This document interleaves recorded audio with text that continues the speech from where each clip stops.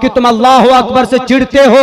अगर ये अल्लाह अकबर का नारा ना लगाया जाता तो उस वक्त जनरल डायर के दिलों को, उनके पैरों को और उनके ताकत को तोड़ने के लिए कोई और हथियार नहीं था। चूंकि 2 लाख फौज लेकर जनरल डायर पहुंचा था अमृतसर में, और यकुम मार्च 1919 को जब सत्याग्रह का आंदोलन आगे बढ़ा था, उसमें एक तरफ गांधी जी थे, दूसरे तरफ मौलाना अबुल कलाम आजाद थे। तो मौलाना अबुल कलाम आजाद ने तकरीरें की, ए देश के लोगों, ए मुसलमानों, उस वक्त एक डॉक्टर की अरेस्टिंग हुई थी। उस डॉक्टर का नाम क्या था? सैफुल्लाह कचलू।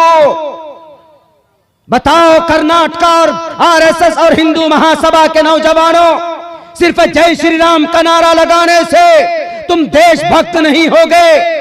डॉक्टर सैफुल्लाह कचलू को अरेस्ट किया गया। जब जनरल डायर को पता चला कि आज जलियांवाला बाग में इसी तरीके से कॉन्फ्रेंस होने वाली, इसी तरीके से एक सभा वजूद में आने वाला, उन्होंने कहा कोई बात नहीं, मशीन गन तैयार रखो, AK-47 उस वक्त जिस तरीके पर था उसको तैयार रखो। आज जलियांवाला बाग में दिखाएंगे कि क्या होने वाला है। जब 4:30 बजे का वक्त हुआ तो सारे लोग, कम से कम 15,000 लोग जलियांवाला बाग, इसी तरीके से जलियांवाला बाग 15,000 लोगों का मजमा घुस उसमें आए, बैठे। एक तरफ खड़ा होकर एक मुकर्रिर देश के दुश्मनों के खिलाफ तकरीर कर रहे थे। वो जिन्होंने हमारे देश को लूटा है, वो 11वें रंग के जो दोस्त आज भी माने जाते हैं, उस अंग्रेज को भगाने के लिए जो तकरीर हो रही थी, उस जलियांवाला बाग में एंट्री के लिए सिर्फ एक गेट था, सिर्फ एक छोटा सा कंजस्टेड रास्ता था। उसी रास्ते से जलियांवाला बाग में लोग दाखिल होते थे। जब सारे लोग 15,000 लोग जलियांवाला बाग में पहुंच गए, सबके सब वहां पर बैठे हुए थे, तो पीछे से general Dyer machine gun, AK-47 rifle, उस वक्त के बंदूक और तोप और उसके गोले लेकर उस गेट पे मुंह के तरफ जलियांवाला बाग के तरफ लगाया और हंसकर ऐलान कर दिया अपने उन कमांडरों को, उन फौजियों को कि गोलियों की बरसात करो। जब गोलियां चल रही थी तो उस वक्त कोई नारा था, बताओ कर्नाटक के जवानों, उस वक्त यही नारा था, अल्लाहू अकबर, नारे तकबीर, अल्लाहू अकबर। जलियांवाला बाग में अगर जनरल डायर को कान पकड़कर भगाया गया तो वो नारे तकबीर, अल्लाहू अकबर की आवाज को सुनकर वो अपने मशीन गन को लेकर वापस लौटा। वहां से 1500 लोग जिनके सीने में गोलियां लगी हुई थी, किसी की पीठ पर गोली नहीं थी। कौन थे वहां पर वो लोग? वो यही थे जो नारे तकबीर, अल्लाहू अकबर का नारा बुलंद कर रहे थे। आज नारे तकबीर, अल्लाहू अकबर का विरोध होता है, लेकिन इसी अल्लाहू अकबर के नारे के जरिए से जलियांवाला बाग में जनरल डायर के होश उड़ा दिए गए थे हमारे हिंदुस्तान के हिंदू और मुसलमान भाई। ऐतिहासिक बातें हैं, तकरीरों में कम सुनाई जाती, लेकिन सुनाई जानी चाहिए। अफवाह ज्यादा सुनाया जाता है तकरीर में। क्या? मौलाना अब्दुल्ला साहब के ऊपर बैंड लग गया, मौलाना अब्दुल्ला साहब को हेड ऑफिस से बैंड लगा दिया गया। मेरी जुबान पे बैंड लगा तो नहीं सकते आप, मेरे खिलाफ आप लेटरबाजी कर सकते हो। क्यों? क्योंकि मेरी वजह से आपकी दुकान बंद हो रही है शायद, इसीलिए आप मेरे खिलाफ तकरीरें करते हो। इन्हीं जैसे लोगों की वजह से अजीम दाई इस्लाम डॉक्टर जाकिर नाइक को नुकसान पहुंचा। इन्हीं जैसे सेल्फिश इंसान को की वजह से आज भारत के अंदर हिजाब के ऊपर आवाज बुलंद किए जाते। क्यों नहीं आज तुम्हारी मुंह में जुबान है सिर्फ अब्दुल्ला सालिम के खिलाफ तकरीर करने या अब्दुल्ला सालिम के ऊपर बैन लगाने के लिए तुम्हारे कलम चलते हैं, लेटर पैड निकलता है। आज किसी भी डिस्ट्रिक्ट मजिस्ट्रेट के पास तुम्हारा लेटर पैड क्यों नहीं गया? बहन मुस्कान की उस केरला और कर्नाटक की बेटियों की हिमायत में तुम्हारा लेटर पैड क्यों नहीं निकला? बताओ। ये उपद्रवी लोग, सेल्फिश लोग हैं। अब्दुल्ला सालिम अगर थ्योरी को रखता है, अब्दुल्ला सालिम अगर तहकीक को रखता है, तो तुम्हारे पेट में क्यों दर्द होता है? ये रूमर फैलाया जाता, अपनों से नुकसान पहुंचता है ज्यादा, अपनों से ही नुकसान पहुंचता है ज्यादा हमारे, और पहुंचा है, तारीख गवाह है। लेकिन निकालो, जितना निकालना हो।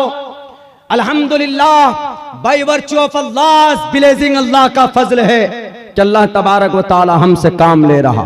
मैं तो आपके लिए सिर्फ दुआ करूंगा कि अल्लाह आपको हिदायत की तौफीक दे, जो सही बात है उसको समझने की तौफीक दे। अगर कहीं पर कोई चूक किसी से होता है तो उसका यह मतलब नहीं होता कि आप किसी के खिलाफ भी भाई बैंडिट बैंडिट बैंडिट बैंड कर दो, बैंड कर दो। क्या करोगे बैंड करके हमको? क्या मैं इस्लाम के खिलाफ बोलता? मैं एजेंट लगता हूं क्या यहूदी का, क्रिश्चियन का एजेंट लगता हूं क्या?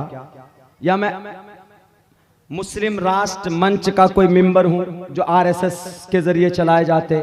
सबसे ज्यादा आरएसएस के खिलाफ दम नहीं है तुम्हारे कलाइयों में, तुम नहीं बोल सकते।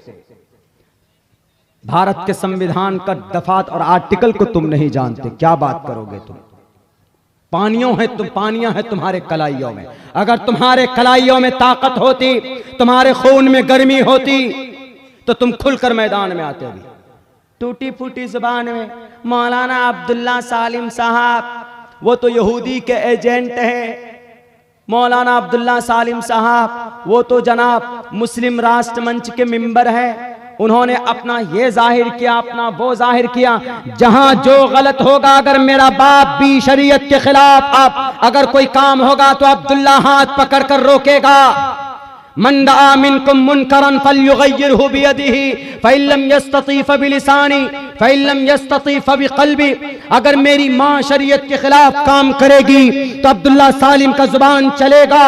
अगर इस देश में हमारे बड़े अकाबिर औलिया किराम से, अल्लाह वाले से, नबी के अलावा बड़े बड़े जो पीरे मगा होते हैं, अल्लामा ज़माना होते हैं, उनसे भी चूक हो सकती है, गलती हो सकती है। नबियों से चूक और खताएं हो गई तो हम और आप किस खेत की मूली हो? अल्लाह के नबी ने फरमाया अगर कोई बुरा होता है तो उसको रोकने की पूरी कोशिश करो। अगर अब्दुल्ला सालिम बोलता है तो थ्योरी को सामने नहीं बल्कि इतिहास को और स्ट्रांगली प्रूफ को सामने रखकर मुझे मेरे बोलने की आदत है। बहुत से लोग कहते हैं कि नहीं जनाब, उनकी तकरीर नहीं सुननी चाहिए इसलिए कि गैर मुस्तनद होती। कौन सी गैर मुस्तनद बात मेरी जुबान से निकलती है? तुम्हारा जो लेटर पैड कौन सा मुस्तनद है?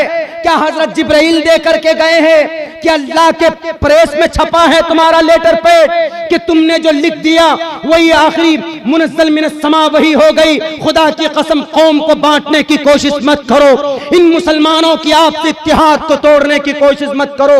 वो कहते हैं कि मौलाना अब्दुल्ला मेरी बिरादरी से नहीं। कौन सी बिरादरी की बात करते हो? अल मुस्लिमु का जसदिन वाहिदिन का क्या मतलब है? इन्नमल मुस्लिमून इख्वा का क्या मतलब है? क्या मतलब है बताओ? तुम्हारी बिरादरी का होना जरूरी है क्या? कलिमा पढ़ा हुआ होगा तो काफी नहीं है। इन्नमल मुमिनून इख्वा काफी नहीं है। आज जो मुसलमान गाजर मूली के तरह काटे जाते हैं, हमारे जो मदारिस बंद किए जाते हैं, हमारे उलमाए किराम के हाथ में जो हथकड़ियां लगती है, उसके जिम्मेदार यही लोग हैं जो लेटरबाजी करते हैं। बहुत आसान है लेटर निकाल देना। क्यों? खुद भी फेमस होना चाहते हैं ना, खुद भी फेमस होना चाहते हैं। अल्लाह इनको हिदायत दे, अल्लाह इनको तौफीक दे। जुल्म के खिलाफ बोलने के लिए आपके अंदर हिम्मत और ताकत होनी चाहिए, उनके खिलाफ बोलो। और भारत के अंदर में इजाजत है, जायज, भारत के अंदर में अपनी बात रखने की परमिशन, लेकिन अपने लिए तो नहीं बोलेंगे। हिजाब के ऊपर जो पाबंदी आयद हुई, इसकी इतिहास, इसकी तारीख और इस पे आपका मौक़िफ़, हमारा हक क्या होना चाहिए, इस पर प्रोटेस्ट, एहतिजाज, गवर्नमेंट से मुतालबा, हाई कोर्ट, सुप्रीम कोर्ट में पिटिशन तो दाखिल कर ही सकते हैं ना हम। हर जगह के लोग पिटिशन दाखिल कर सकता है चूंकि यह असंवैधानिक नारा था।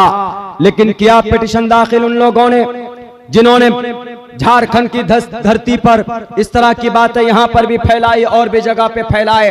अल्हम्दुलिल्लाह मेरी डायरी उठाकर देख लो और बता देना, मैं दे दूंगा स्क्रीनशॉट लेकर, आर के इस्लामिक मीडिया वाले आपको भी दे दूंगा, उनको दिखा देना कि अभी 1 अप्रैल तक एक भी दिन बीच में ऐसा नहीं है कि जिस दिन रात को मेरी तकरीर कहीं ना कहीं ना होगी। यानी कंटिन्यू मुस्तकिल अल्हम्दुलिल्लाह 3 महीने से इस फील्ड में हो। अल्लाह मुझसे बुलवा रहा है, सूरज को आ गए क्या करने, उसकी रोशनी को बंद करने के लिए। मेरी जुबान से जो अल्फाज निकलते हैं कुरान के, गोया कि वो सूरज की रोशनी के मानिंद हैं। तुम उसको रोक नहीं सकते। दिखा दो उन लोगों को कि पेट में दर्द मत पैदा करो, बल्कि बोलना सीखो, हक को लेकर आगे बढ़ना सीखो। अगर मौलाना अब्दुल्ला कुछ बोलता है, अगर उसके अंदर सच्चाई है तो एक्सेप्ट करो, अगर सच्चाई नहीं है तो डायरेक्ट राब्ता करके कहो कि मौलाना and your concept and your thought is a very wrong, आपका गलत कॉन्सेप्ट, गलत अकीदा है, ये नहीं ऐसा है। यू कैन कॉल मी, आप बोल सकते, बता सकते, लेकिन नहीं बोले। हमारे डॉक्टर साहब बोले कि मौलाना यहाँ इस तरह की कुछ बातें, हमने कहा कि मैं जानता हूं कि वो कौन लोग हैं।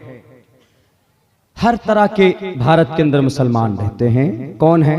मैं आपको साफ लफ्जों में कहता हूं, अहले हदीस मकतबे फिक्र के लोग, उलमाए देवबंद, जमात तबलीग, जमात इस्लामी और बरेलवी मकतबे फिक्र के लोग, ये एक मुसलमानों इस्लामिक जमात में ये एक मकतबे फिक्र के लोग हैं। किसी का अलग अकीदा कॉन्सेप्ट है, किसी का अलग अकीदा कॉन्सेप्ट है।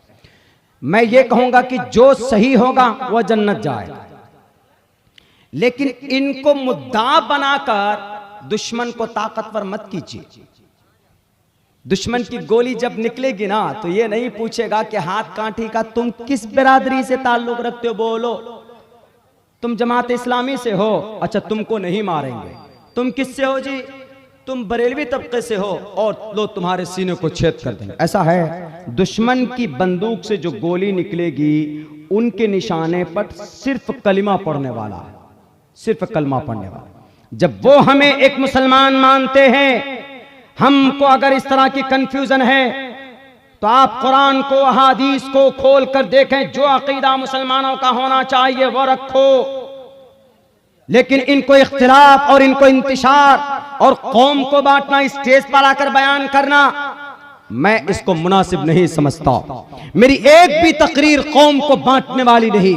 मैं मर जाऊंगा कौम को बांटने की बात नहीं करूंगा। अगर मैं सही हूं तो मैं जन्नत जाऊंगा, अगर मैं गलत हूं मैं जहन्नम जाऊंगा। वनहन नफ्स अनिल हवा फइन्नल जन्नत हियल मावा। हमारे लड़ने की वजह से दुश्मन इतना मजबूत हो गए। आरएसएस की कोई दूसरी तंजीम, आरएसएस के अंदर कोई झगड़ा होता है, हिंदू महासभा में कोई झगड़ा होता है? नहीं होता है। झगड़ा कहाँ होता है? झगड़ा हम मुसलमानों के बीच में ही होता है। अगर भारत के सारे मुसलमान एक प्लेटफॉर्म पर होते, मैं आपको 100 बार कसम खाकर कहता हूं कि आज हमारे कर्नाटक के उन जवानों को जय श्री राम का नारा लगाने की जुर्अत नहीं होती, और हम उनकी जुबान को पकड़कर बता सकते हैं कि तुम जो जय श्री राम का नारा लगाते हो, यानी रामचंद्र जी की जय हो। किस रामचंद्र जी का नाम लेते हो जी? रामचंद्र जी का नाम लेकर बेटी का अपमान करते हो।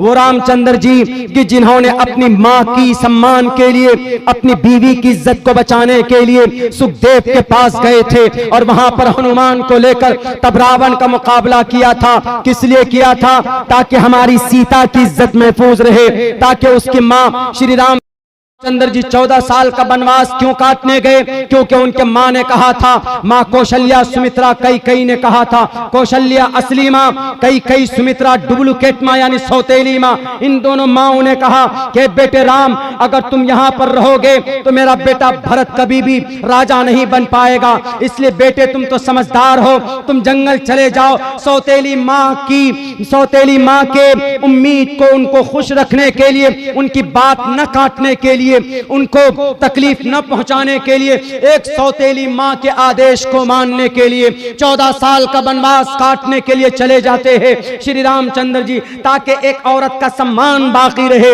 एक औरत राजी रहे, एक औरत खुश रहे। कौन थे मर्यादा पुरुषोत्तम? वही जो 14 साल तक जंगल में रहे, एक औरत को ठेस नहीं पहुंचाया, अपनी मां को कोई तकलीफ नहीं दी। और तुम मां श्री रामचंद्र जी का नाम लेकर, उसी रामचंद्र जी का नाम लेकर तुम एक बेटी का अपमान करते हो, तुम एक बेटी की इज्जत को, उनको बरसरे बाजार नीलाम करने की कोशिश करते हो। बताओ कर्नाटक के मेरे उन प्रोफेसर और यूनिवर्सिटी के अथॉरिटी के सारे मेंबरान, आपको जवाब देना पड़ेगा। क्या श्री रामचंद्र जी ने किसी बेटे का अपमान किया? क्या श्री रामचंद्र जी ने सीता मैया की इज्जत नहीं बचाई? जब रामचंद्र जी सीता की इज्जत बचा सकते हैं तो भारत के अंदर कोई भी हो, अगर अब्दुल्ला हो, होगा तो इंशाअल्लाह किसी बेटी की इज्जत को बचाने की जरूरत पड़ेगी तो मैं कूद जाऊंगा, उस बेटी की इज्जत को बचाऊंगा, चाहे वो हिंदू हो कि मुसलमान हो। कर्नाटका के जवानों, तुम्हें शर्म आनी चाहिए, क्योंकि तुम नारे श्री रामचंद्र जी का नारा लेकर, जय श्री राम का नारा लेकर तुमने एक बेटी का अपमानित किया। और हम वो हैं, हम रहमतुल्लिल आलमीन वाले हैं, हम नबी और कुरान वाले हैं। हम उसी दिन भोपाल की सरजमीन पर ट्रेन के नीचे मोहम्मद मुश्ताक नामी एक शख्स अपनी एक बेटी की इज्जत को बचा रहा था। कौन है ज्यादा सम्मानित, कौन है ज्यादा लायक तहसीन? तुम तो वहां पर बेटी के पर्दा उतारने के लिए जय श्री राम, जय श्री राम, लेकिन वहीं पर उसी दिन, एक दिन आगे पीछे भोपाल में एक बच्ची आपने देखा होगा, थी ना, ट्रेन के नीचे घुस गई थी। घुसी कैसे थी? उसकी माँ, वो गाड़ी थी, कौन सी मालगाड़ी, वो कुछ देर के लिए, शायद 1 मिनट के लिए रुकी, तो इस माँ ने सोचा अपनी बेटी को लेकर गाड़ी के नीचे से क्रॉस कर जाएंगे, फौरन निकल जाएगा। माँ तो निकल गई फट से, लेकिन बेटी जैसे बीच में पहुंची कि ट्रेन चल पड़ी, वो मालगाड़ी। अब बेटी चीखने लगी, सारे लोग थे वहां पर, जय श्री राम का नारा लगाने वाला भी था, लेकिन तेरे खून में वो गर्मी नहीं थी, तेरे कलाइयों में वो ताकत नहीं थी कि उस बेटी की इज्जत को बचा सके। अगर कोई उस ट्रेन में छलांग मार कर अंदर गया, अपनी जान को हथेली पर रखकर अगर कोई गया था, तो वहां पर एक टोपी और दाढ़ी वाले उस मुजाहिद का नाम मोहम्मद मुश्ताक, एक मुसलमान था। तुम बेटियों की इज्जत लूटो और हम बेटियों की इज्जत बचाते हैं। बेवकूफ आदमी जय श्री राम का नारा लगाकर बेटी के पीछे चले गए और कह रहे अल्लाह अकबर। अल्लाह अकबर तो वो नारा है कि बड़े बड़े तुर्रम खां के पसीने निकाल दिए। और फिर ये इशू नहीं, पर्दा तो अल्हम्दुलिल्लाह, पर्दा का जो ऑर्डर है मेरे मुस्लिम भाइयों, ये ऑर्डर हिंदू भाइयों की किताबों में और वाज़ेह लफ्जों में है, वाज़ेह लफ्जों में। बल्कि ये कहा हमारे यहाँ तो कुरान करीम में, अहादीस में अल्लाह के नबी का फरमान है कि बेटियों की परवरिश करो, बहनों की परवरिश करो, जन्नत में एक साथ रहेंगे, जाएंगे, ऐसे खड़े होंगे, उंगलियों का इशारा करके कहा। लेकिन उससे भी ज्यादा क्या कहा मैं बताता हूँ, वो मेरे याद आ रहा है, पितृभिर भ्रातृ भिच्चेता। लोग मेरा नाम के आगे चतुर्वेदी लगा देते हैं। मैं इस बात का शौकीन नहीं हूं, मैं एक तालिब इल्म हूं और कोई यूट्यूब या किसी गूगल पे सर्च करके हम मंत्र आपको नहीं सुनाते, बल्कि हम तहकीक करते। अल्हम्दुलिल्लाह आप लोगों की मोहब्बत अल्लाह के फजल से तहकीक करते। तो ये पितृभिर भ्रातृ भिच्चेता एनपतिभिर देवरसता पूजन्य। मनुस्मृति चैप्टर नंबर 3 और श्लोका नंबर 56 क्या कहा? देखिए कितनी खूबसूरत बात कही कि जो आदमी ज्यादा कल्याण के उम्मीदवार हैं, यानी जो आदमी ज्यादा कामयाबी चाहते हैं, पिता, पति, भाई, देवर, उनको चाहिए कि गहने से और कपड़ों से अपने घर की नारी को खुश रखे। कितनी अच्छी बात है, देखिए, है कि नहीं? है संस्कृत में, लेकिन अच्छी बात है, बिल्कुल अच्छी बात। संस्कृत में पितृभिर भ्रातृ भिच्चेता एन पतिर्भिर देव देवरसता पूजन। कि घर के अंदर बाप है, पिता है या पति है, बीवी है तो शौहर होगा या देवर है, तो इन तमाम लोगों को चाहिए कि गहने से, यानी सोने चांदी का गहना बनाकर बीवी को, बहन को और माँ को दे, उनको सम्मान करे। लेकिन यहाँ पर जनाब क्या कहते हैं ये लोग? जय श्री राम, जय श्री राम। एक के पीछे तुम कितने लग गए? एक के पीछे मेरे ख्याल से 100 से अधिक होंगे, गेरुए रंग का कपड़ा पहनकर। याद रखो, तुमने तुहमत लगाने की कोशिश की, तुमने इल्जाम देने की कोशिश की कुरान पर, मोहम्मद रसूलुल्लाह पर। जनाब दुख तो जब ज्यादा होता है कि जब इसको और हवा देते हैं कौन लोग? वो आधे पढ़े लिखे, वो अनपढ़ गवार नेता कुर्सियों पर बैठेंगे, टीवी के चैनल पर बैठेंगे और वो ये कहेंगे कि देखो इसमें तो कुछ नहीं है। मोहम्मद के तरफ से या मुस्लिम उलमा के तरफ से इन बेटियों को सील पैक कर दिया जाता है। ये एक तरह का इल्जाम, और याद रखो जब इल्जाम लगाया जाता है तो उस इल्जाम को दूर करने के लिए अल्लाह तबारक व तआला ने हर जमाने के अंदर कोई ना कोई मदद की है। उस वक्त को याद करो जब हजरत मूसा अलैहिस्सलाम पर उनके चचेरे भाई कारून ने इल्जाम लगाया था। कारून के पास बहुत दौलत थी, बहुत पढ़ा लिखा था, बहुत ज्यादा पढ़ा लिखा था और बड़ा विद्वान माना जाता था और बहुत अच्छा इंसान शुरुआत के अंदर कहा जाता है कि कुछ अच्छाइयां उनके अंदर थी शुरुआत में, लेकिन दौलत का अंबार था। तो हजरत मूसा अलैहिस्सलाम ने कहा, ए मेरे भाई तुम पर ज़कात फर्ज है, तुम ज़कात अदा करो। जब उन्होंने कहा कि अच्छा कितना ज़कात हम पर फर्ज है, जब देखा तो करोड़ों की जब ज़कात उनके ऊपर फर्ज हो जाता है तो वो लोगों के सामने में क्या कहते हैं, ए लोगों देखो ये मूसा है जो मुझको कहता है कि ज़कात अदा करो, ये मूसा हड़पना चाहता है मेरी दौलत को। हजरत मूसा अलैहिस्सलाम खामोश हो गए, लेकिन इसी पर बस नहीं किया। उस कारून ने एक फाहिशा औरत को और एक बदचलन औरत को किराए पर हायर करता है, उसको पैसे देकर यह कहता है कि तुम इन पर रेप का केस डालो, जैसे आज हम लोग करते हैं। आज हम लोग किसी को फंसाने की जरूरत हो, किसी को अगर फंसाना हो, जेल में डालना हो, तो किसी औरत के जरिए से, किसी गरीब औरत के जरिए से यह इल्जाम डलवा देते हैं कि इसने हमारे साथ रेप किया, हमारे साथ बलात्कार किया, ताकि धारा 376 के तहत रेप केस के अंदर इनको अंदर कर दिया जाए। तो वही सेम वही मेथड कारून ने अपनाया। एक औरत को बुला करके कहा कि तुमको जितने पैसे चाहिए ले लो, लेकिन तुम मूसा अलैहिस्सलाम के ऊपर यह इल्जाम लगाओ। उस औरत ने जब बुहतान लगाना शुरू किया, मूसा अलैहिस्सलाम को खबर पहुंची थी, तो मूसा अलैहिस्सलाम की दिफा में उस औरत को अल्लाह तबारक व तआला ने इस अंदाज में उसके जहन को बदल दिया। हजरत मूसा अलैहिस्सलाम ने पूछा कि बहन तुम बहन हो, जरा बताओ कि तुमको क्या, तुम्हारे साथ क्या क्या किया उन्होंने, कैसे तुमको खरीदा। उन्होंने कहा कि मुझे आप पर इल्जाम लगाने के लिए ए मूसा पैसे दिए थे आपके चचेरे भाई कारून ने, तो अल्लाह तबारक व तआला ने उस कारून को इस धरती से मिटाया उसके इसी जुर्म की वजह से। यहां तक तो ठीक था कि उसने ज़कात का इनकार किया, मानी जा सकती थी बात, एक्सेप्टेबल थी ये बात, लेकिन जब उसने तुहमत लगाना शुरू किया, लेकिन जब वो हद से ज्यादा तजावुज कर गया तो अल्लाह तबारक व तआला ने कहा फखसफना बिही व बिदारिहिल अर्ज़, ए कारून अब तुम्हारा जुर्म काबिल तलाफी नहीं है, काबिल माफ नहीं है। फखसफना बिही व बिदारिहिल अर्ज़, उसकी दौलत घर समेत अल्लाह तबारक व तआला ने उसकी जमीन के अंदर दफन कर दिया और उस कारून का नामो निशान मिटा दिया। क्यों? इल्जाम लगाया था किसके ऊपर? इल्जाम लगाया तो उन्होंने एक नबी पर।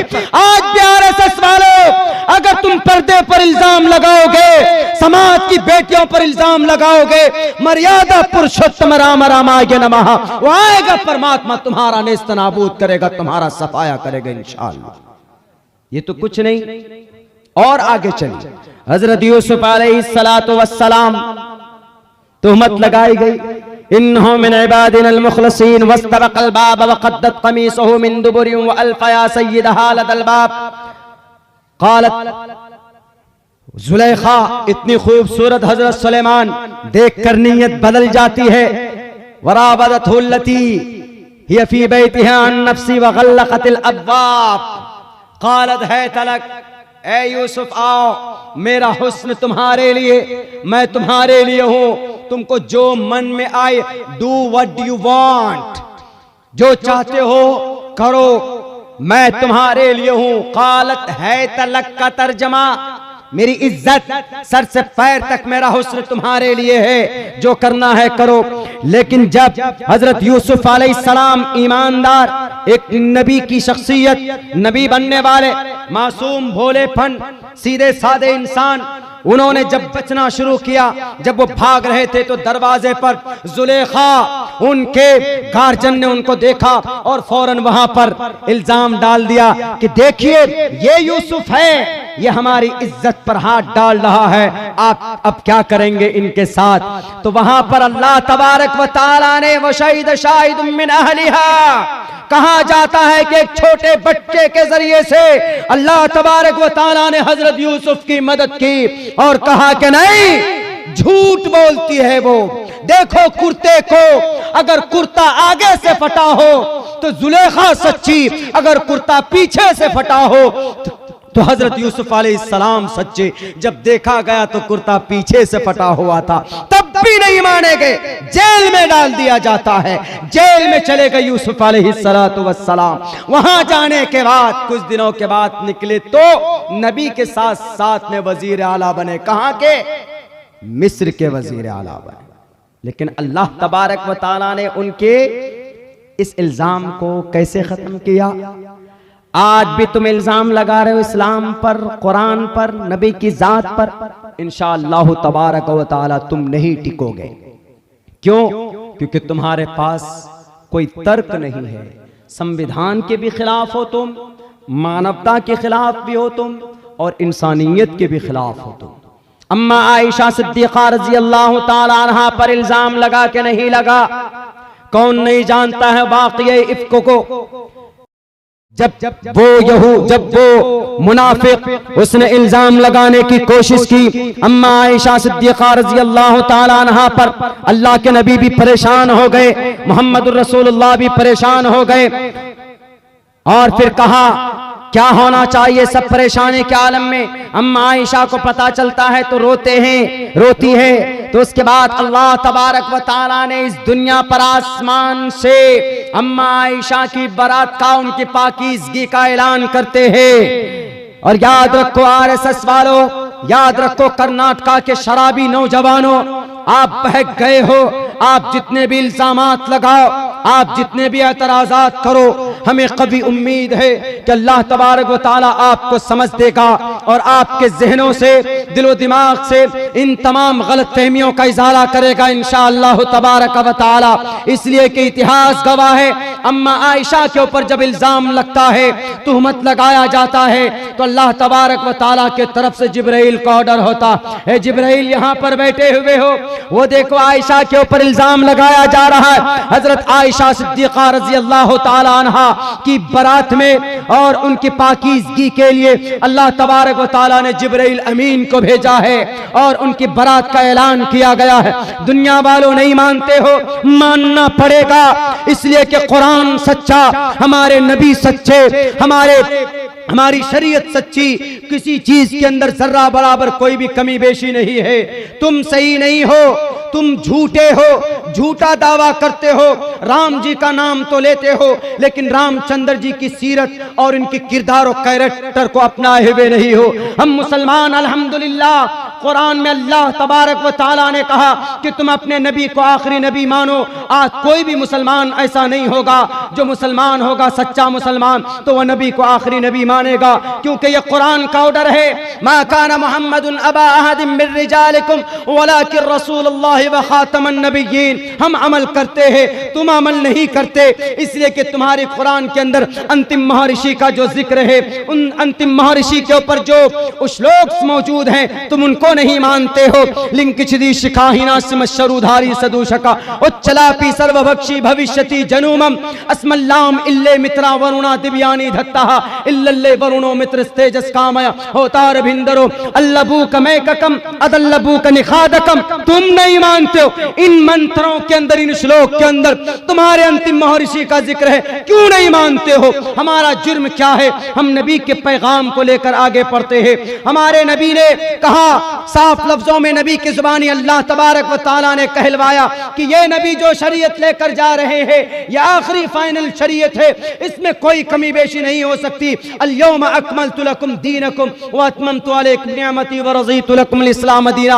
हम मर जाएंगे लेकिन कुरान को, आखिरी नबी का अकीदा हमारे सीने से जुदा नहीं हो सकता है, क्योंकि कुरान का फरमान है। तुम कैसे धार्मिक हो, तुम कैसे वैदिक हो? तुम्हारे वेद में कहा गया कि जो वैदिक संविधान है वह आखिरी होगा। यज्ञम पर चुचाम यमम सतततूतो निभोस्ति कवरितम पूर्वियम गतम कस्तद्दि विभारती, कि वो ईश्वर आखिरी संविधान को लाएगा। तुम्हारा अकीदा अपने वेदों में तो है ही नहीं, तुम्हारा अकीदा तो है ही नहीं। फर्क यही है कि तुम्हारे तुम्हारी जुबान पर अल्फाज हैं, तुम्हारी जिंदगी में नहीं है। और हम मुसलमान वो हैं जो जुबान के साथ साथ हमारी जिंदगी के अंदर भी अल्लाह के नबी की शरीयत, अल्लाह की शरीयत और अल्लाह के नबी अलैहिस्सलाम का सुन्नत और तरीका होता है कि नहीं? अल्हम्दुलिल्लाह, हम मुसलमान तो वही है कि जो जुबानी दावे के साथ साथ में अमल करने की भी कोशिश करते। अगर हमारी समाज की बेटियां, अगर पर्दे का ऑर्डर कहीं कुरान पे है तो ये सिर्फ कुरान में नहीं है, पूरी दुनिया के अंदर किसी न किसी शक्ल में है। आज मैं पढ़ रहा था ट्रेन में, 6-7 घंटे की जो जर्नी हुई उनमें तकरीबन 4.5 घंटे मेरे स्टडी मुताले में ही गए।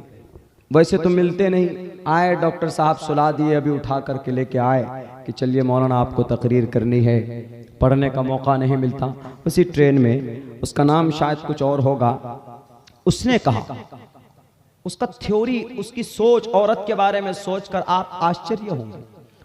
वो क्या कह रही? वो ये कह रही थी कि माहिए बेआब की तरह, यानी मछली बिना पानी, उसके अंदर जो सोच नहीं होती है, छटपटाती है, वो सेम वही कॉमन सेंस और वही छटपटाहट आज की औरत के अंदर है। यानी कि वो ये कहती है, उसका कहने का मतलब औरत ना समझ होती है, गैर जिम्मेदार होती। हालांकि ऐसा नहीं है, औरत नाकिसुल अक्ल होती जरूर है, औरत को अल्लाह ने टेढ़ी पसली से पैदा जरूर किया, लेकिन ऐसा नहीं कि वो यूज एंड थ्रू निर्भया जैसे कांड करो उसके साथ, मनीषा जैसी हरकत करो। जाहिर सी बात है कि जो लोग कुर्सी में बैठे हैं उनकी बेटी तो है नहीं। उत्तर प्रदेश के लाल बुजक्कर की कोई बेटी है? उसने शादी ही नहीं की। मैं तो बारहा कहता हूं कि हमारे योगी जी, पहले आप शादी कीजिए, बच्चा पैदा कीजिए, तब आपको पता चलेगा कि बेटी का, ये बेटे का क्या दर्द होता है। आपके तो बच्चे ही नहीं। हमारे भारत के देश के जो प्रधानमंत्री साहब हैं, उनकी तो बीवी है लेकिन बच्चे नहीं। क्यों बच्चे नहीं है? क्योंकि 40 साल 42 साल हो गए बीवी को अपने से जुदा किए हुए। बीवी का जो हक नहीं दे पाते, एक आम जनता का क्या हक हुकूक अदा कर पाए? भाई साहब, जब से जीएसटी आया है, जीएसटी भर रहे हैं हर महीने, हम भी जीएसटी भर रहे हैं, परेशान हो गए। जितने का मुर्गा नहीं उतने का मसाला जाता, हमेशा फौरन कॉल आ जाता। आज भी हमारे जो वकील साहब है उन्होंने मैसेज किया कि सर जीएसटी का अपडेट कराइए ना। हमने कहा अरे भाई, उधर बैंक वाला कहता है कि सर आपका नाम फला, हमने कहा बैंक से लोन का ऑफर है सर आपको। हमने कहा कि अच्छा फ्री में देंगे क्या? बोला नहीं सर 9% इंटरेस्ट लगेगा। हमने कहा अभी तो बहुत प्यार से बोल रहे हैं कि सर बैंक का लोन का ऑफर आया है, लोन का ऑफर है, 10% 9% इंटरेस्ट है, ले लीजिए। जब दे देंगे, एक आध किस्ती नहीं देंगे, जब सूद का कारोबार होता है लोन में। हमने कहा जब नहीं देंगे तो आपकी यही जुबान बदल जाएगी, क्या कहेंगे? अरे सर आपने अभी तक किस्ती क्यों नहीं जमा किया? हिम्मत नहीं थी तो पैसा क्यों लिया? ये वो फला दिमाग। एक रिलेशन हमारा बैंक वाले से चल रहा है छोटी सी अमाउंट क्रेडिट कार्ड का। हमको फोन करके क्या कहता है, सर आप पैसा पेमेंट नहीं कीजिएगा तो 1 घंटे के अंदर लीगल सेल आपके घर के बाहर पहुंच जाए। हमने कहा पहुंच जाओ, घर देखा हुआ है मेरा, तुमको डराते ऐसे। आखिर में क्या बोलता है, जब हिम्मत नहीं थी तो क्यों लिए क्रेडिट का, क्यों खर्चा किया?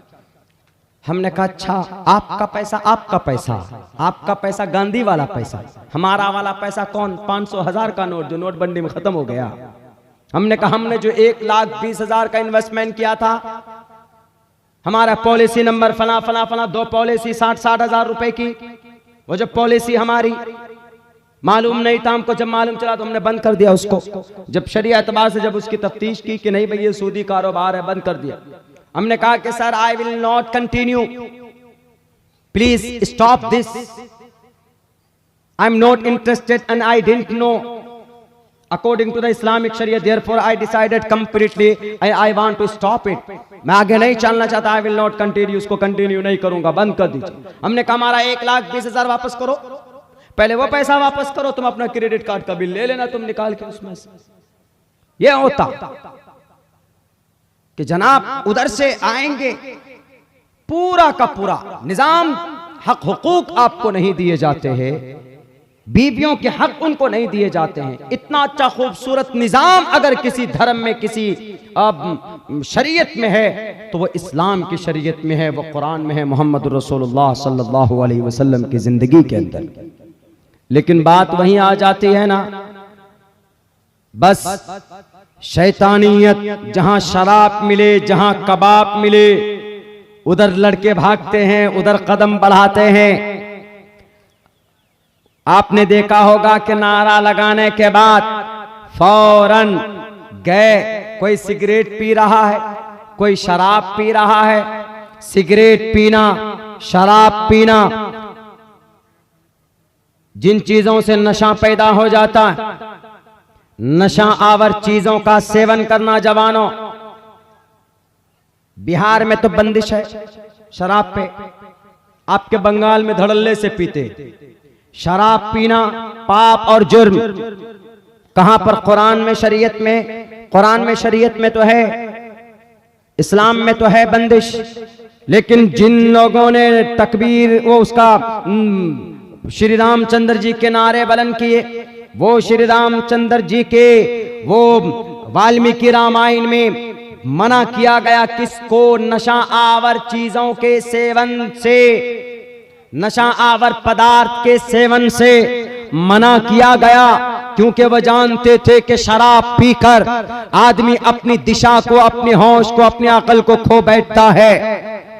तारीख गवाह है कि अगर रेप 75% हुए हैं, जिना के वारदात हुए हैं, तो उनमें से तकरीबन 45% रेप उन औरतों, उन बच्चियों, उन लोगों के जरिए से बच्चियों का हुआ है कि जो 45% शराबी और नशा, वो शराब पीने वाले थे, नशे में धुत रहते थे। इसीलिए अल्लाह के नबी अलैहिस्सलाम ने फरमाया कि शराब मत पियो, शराब बुरी चीज है। हमारे नौजवानों का एक बहुत बड़ा तबका जहां कुरान और शरीयत की, कुरान शरीयत से मोहब्बत करने के बजाय वो शराब के नशे में, उन शराब के लत में और शराब की दुनिया में चले जाते हैं। मेरे नौजवानों, अपनी जवानी को पहचानो।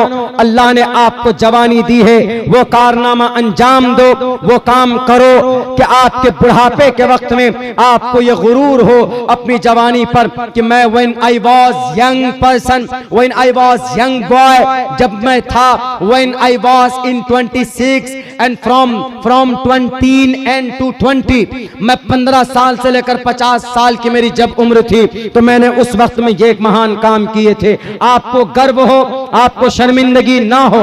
शराब के नशे में और शराब की वजह से, जुए की वजह से और मोबाइल की वजह से, पोर्न वीडियोस की वजह से और फिल्मों की दुनिया में जाकर अपने दिलो दिमाग से वो गंदगी को निकालने की कोशिश करो और अपनी जवानी में वो काम करो, ताकि आगे चलकर आपको अपनी जवानी के ऊपर गर्व हो, ताकि कल कयामत में वन शबाबिही फीमा अपना का जब सवाल हो तो कह सको कि अल्लाह, मैंने अपनी जवानी को आपकी शरीयत की तहफ्फुज के लिए, आपके तरफ से नाजिल करदा हुक्म नमाज की पाबंदी के लिए मैंने बिता दी थी। आप गुनाह करते हो, फिल्में देखते हो, वो बात ठीक है, लेकिन आपको मैं ये कहूंगा कि पहले नमाज पढ़ो, इंशाअल्लाह फिल्म देखने की जो गुनाह आप करते हो, नमाज के अंदर इतनी कुव्वत और कैपेसिटी है कि नस्सलात तन्हा अनिल फाशाई वल मुनकर, आपको इस नमाज की कैपेसिटी की वजह से आप गुनाहों से रुक सकते हो। मैं डायरेक्ट नहीं कहूंगा कि आप बड़े मोबाइल मत रखें, आप मल्टीमीडिया मोबाइल मत रखिए, आप सैमसंग मत रखिए, आप ओप्पो मत रखिए, आप जनाब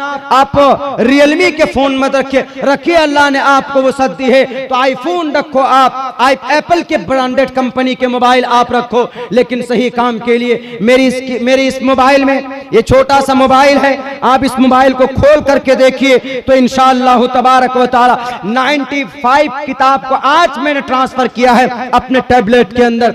उर्दू में सारी किताबें हैं। एक बहुत बड़ा प्रोफेसर, आज की बात मैं बता रहा हूं, यूएस से आने वाला, वो मेरी सीट में बैठकर वो कहता है कि आप इसमें क्या देखते हैं? हमने कहा मैं देखता नहीं, मैं पढ़ता हूं। जब मैं पढ़ रहा था ये सियासत, ये साइंस और इस्लाम के कॉम्बिनेशन को जब मैं पढ़ रहा था तो उसमें 3-4 लाइन कहीं कहीं पर अंग्रेजी के वर्ड थे। उन्होंने कहा कि it's very easy and you remember this. आप साइंस, उसमें लिखा हुआ था कि डिपार्टमेंट ऑफ ऑटोनॉमी, और लिखा हुआ था जियांग यूनिवर्सिटी, प्रोफेसर का नाम था तेजसन का नाम लिखा हुआ था, द फादर ऑफ केमिस्ट्री का नाम लिखा हुआ था। तो इन तमाम चीजों को देखकर वो मुतासिर हुआ। क्या रे, आप तो महान इंसान लगते हो, आप फिल्म देखने के बजाय, आप एपिसोड देखने के बजाय आप स्टडी करते हो, आप पढ़ते हो। हमने कहा कि sir, I am a researcher, I am a student of Islam, मैं एक तालिब इल्म हूं इस्लाम का, and I want to the reality the what is the correct meaning of the religion in entire world. दुनिया के अंदर धर्म का क्या माना लिया जाता है। तो उसके बाद बात यहीं पर आ गई। वो अमित शाह का हवाला देकर बोलने लगे कि इस देश में धर्म के नाम पर अगर किसी ने लड़ाया है तो सबसे बड़ा डाकू, सबसे बड़ा गुंडा उनके अल्फाज हैं। वो ये बोलता है कि हमारे भारत का जो गृह मंत्री, होम मंत्री है, उन्होंने इस देश को लड़ाया। उन्होंने कहा कि जैसे आप जैसे आदमी, उसका कल्चर और तहजीब देखकर, उसके बिहेव को देखकर मैं मुतासिर हुआ हूं। मैंने चाय पीकर जो मैंने कप अपने सामने में रखे थे, आपका जो इंटरसिटी आता 2 बोगी उसमें सीसी होते, यानी उसमें 2 बोगी सीसी चेयर के होते हैं, आप चेयर काट के होते हैं और एसी का होता है, और सामने वाली कुर्सी के उसमें एक छोटी सी पॉकेट होती। वहां हमने चाय पीकर और बिस्किट खाकर हमने जो वो उनमें जो वेस्ट पेपर रखे, वहां पे जब वो आया लेने के लिए, क्लीनर आया लेने के लिए, तो मुझे नहीं हाथ लगाने दिया। वो खुद से उठाकर, एक मॉडर्न जमाने का इंसान, उनके अंदर किरदार नबूवत, उनके अंदर सुन्नते रसूलुल्लाह की वो झलक नजर आई। उन्होंने कहा कि सर प्लीज आप रहिए, मैं उठा कर देता हूं। उठा करके दिया, और बिस्किट वाला डब्बा भी उठा कर दे रहा था। तो उसने बोला, sir I am very sorry. बताइए ये किरदार, ये कल्चर उनके अंदर कहां से आया। पूरे रास्ता हम लोग बात करते हुए आए, हमको इतना सुकून महसूस हुआ उस आदमी से मिलकर। सिर्फ उसकी दाढ़ी और मूछें नहीं थी, दाढ़ी मूछ सफा एकदम बिल्कुल यंग लग रहा था। मेरे ख्याल से 65 साल का आदमी होगा। वो स्टोर मैनेजर है यूएस के अंदर, आज की बात मैं कह रहा हूं। इतना खूबसूरत मिजाज उनका मुझे लगा। और सबसे ज्यादा जो वो इंप्रेस हुआ कि आपके पास मोबाइल है, टैब है, और सफर में आदमी फिल्में देखते हैं। आप फिल्म देखने के बजाय आप अपने टैब को, मैं देख रहा हूं कि आप सो भी गए तब भी आपके टैब में वो चीज़ बिल्कुल सामने थी, और आप सोए अब उठकर फिर पढ़ रहे हैं। और पिछले 3.5 घंटे से मैं देख रहा हूं कि आप स्टडी करे जा रहे हैं, स्टडी करे जा रहे हैं, पढ़े जा रहे हैं, पढ़े जा रहे हैं।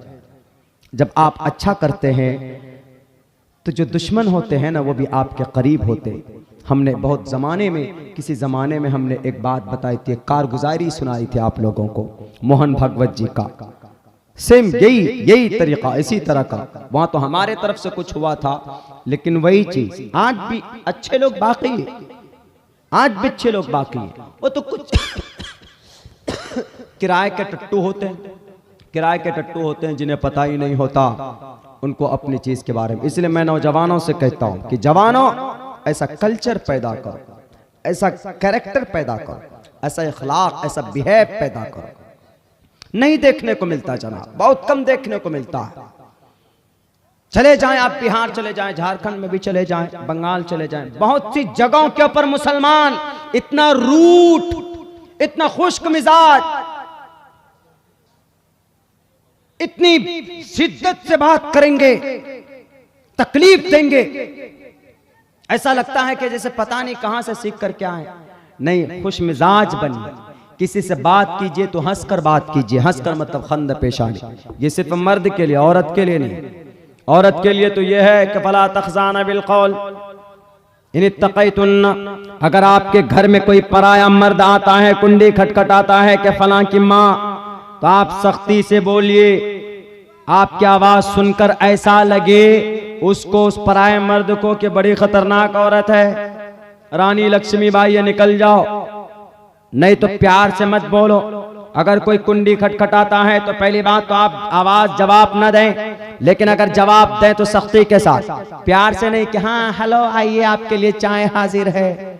वो चाय पिलाने के लिए आप उनको बुलाते हैं, उनकी नीयत के अंदर, उनके दिल के अंदर और कुछ जागने लग जाता।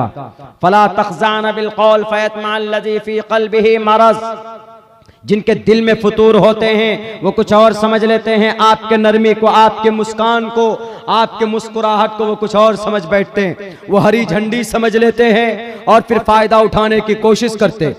ये औरतों के लिए नहीं है कि नरमी से बात मत कीजिए, बाकी मर्द के लिए है कि आप नरमी से बात करें, पोलाइटली बात करें और अपने किरदार नबी को, सुन्नत रसूलुल्लाह को अपने हाथ से न जाने दे। मेरे भाइयों, मेरे साथियों, आपके सामने में पर्दे के ताल्लुक से धार्मिक एतबार से भी और संविधानिक एतबार से भी मैंने एक तहकीक पेश की है आपके सामने। और दूसरी बात ये कि जो लोग कहते हैं कि जिस कुरान में ये आर्डर है वो कुरान सील पैक का आर्डर देता है, हुकूक को मारता है, लेकिन उन्हें पता ही नहीं कि यही वो कुरान है जिसने दुनिया के अंदर तकरीबन जितने भी साइंटिस्ट आए हैं, बल्कि अल्बर्ट आइंस्टाइन क्या कहता है कि साइंस बिना मजहब के लंगड़ी लूली साइंस। तो ये हमारा कुरान है जो हर जगह पर, हर इलाके में, हर तरह से गाइडलाइन करता है। अल्लाह से दुआ कीजिए, चूंकि वक्त भी बहुत हो चुका है, मैं भी थका हुआ हूँ। अल्लाह तबारक व ताला से दुआ कीजिए हम लोग सब मिलकर कि अल्लाह तबारक व ताला इंशाअल्लाह केरला हाई कोर्ट में जैसे सन 2016 में हम केस जीते, अभी भी जो कर्नाटका हाई कोर्ट में जो केस है बच्चियों का, मैं उन लोगों से कहूंगा जो लेटरबाजी करते हैं, आप लेटर लिखो, इन बेटियों की हिमायत में लेटर लिखो। आप लेटर को पिटीशन की शक्ल में इन बेटियों की हिमायत के लिए किसी कोर्ट में दाखिल करो, या किसी जज को दो, या किसी डीएम को दोगे तो फायदा होगा। मेरे खिलाफ रूमर फैलाने से कोई फायदा नहीं होगा।